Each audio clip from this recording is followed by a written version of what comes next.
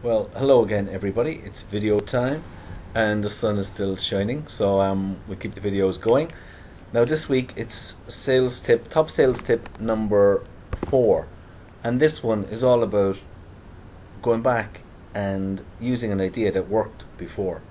Now, that sounds kind of basic and simplistic, but what I find is quite often in business, we're always looking for the new thing. We're looking for something in social media, Google Plus, Bing. We're looking for something new when there's something old that's worked before. Now, I'll tell you a story actually about a client I worked with that illustrates this quite well.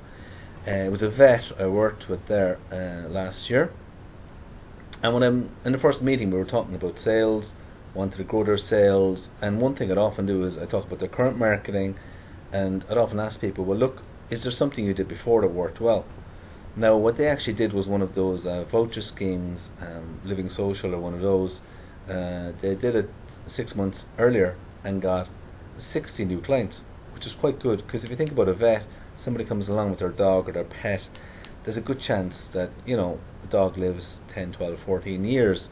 You're going to get a lot of repeat business for vaccinations and worming and cleaning their teeth and all this, as I was educated about when I was working with them.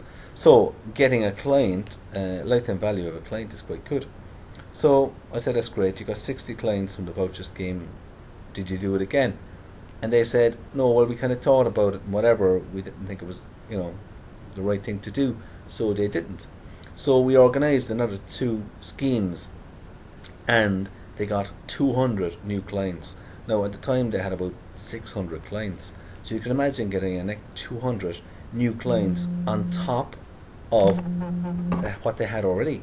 Now, that's pretty significant. So, as I say, there's something in our psyche where we're constantly looking for what's the new shiny thing, and sometimes we forget about something that worked before in marketing or sales.